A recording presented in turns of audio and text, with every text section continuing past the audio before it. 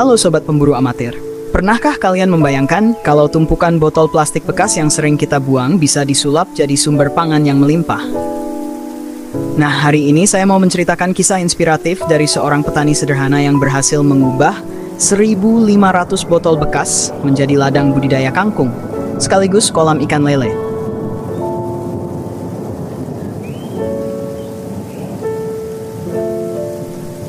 Awal kisah di lahan belakang rumah petani ini, awalnya hanya punya sebidang kecil tanah kosong di belakang rumah.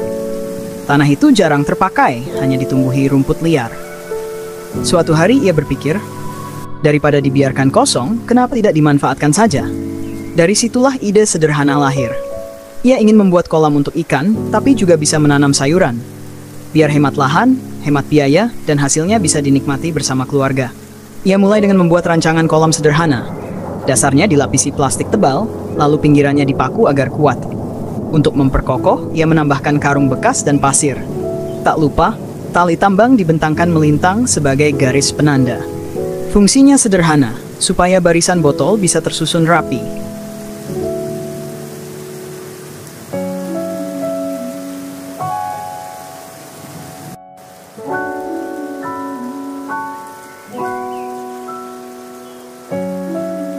Botol bekas jadi ladang kangkung. Setiap botol bekas air mineral yang terkumpul dipotong satu persatu. Dengan besi panas, ia melubangi bagian samping botol.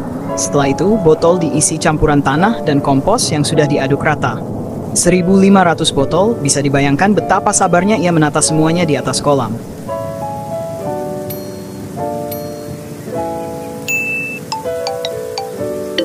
Satu persatu ditaruh sesuai garis, hingga seluruh petakan kolam penuh dengan deretan botol rapi.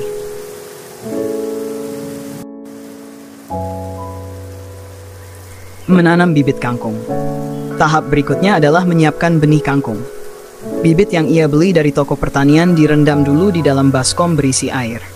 Dari situ ia bisa tahu mana bibit yang bagus dan mana yang tidak. Benih yang jelek biasanya mengambang, sementara yang berkualitas akan tenggelam ke dasar. Dengan telaten, ia menanam 3 benih kangkung ke dalam setiap botol. Hanya dalam 3 hari, tunas kecil mulai muncul.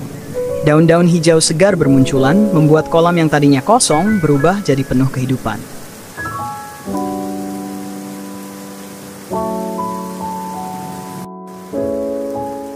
Saatnya menebar ikan lele. Tidak berhenti sampai di situ. Ia juga menyiapkan benih ikan lele. Proses penebarannya sangat hati-hati. Plastik berisi benih dimasukkan ke dalam kolam, lalu dibiarkan ikan keluar sendiri. Ia tidak terburu-buru, bahkan memberi jeda sekitar 30 menit setiap kali menebar sebagian benih. Ia lebih suka melakukannya di pagi atau malam hari. Katanya, suhu air yang sejuk membuat ikan lebih nyaman beradaptasi.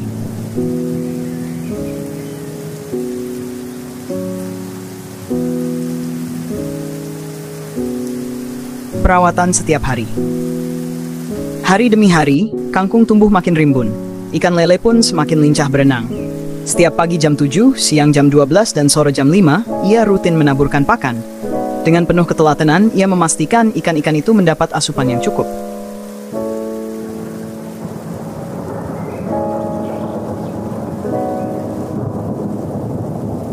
Air kolam pun dijaga. Bulan pertama cukup setinggi 20 cm, bulan kedua ditambah jadi 40, lalu di bulan ketiga naik lagi hingga 80 cm.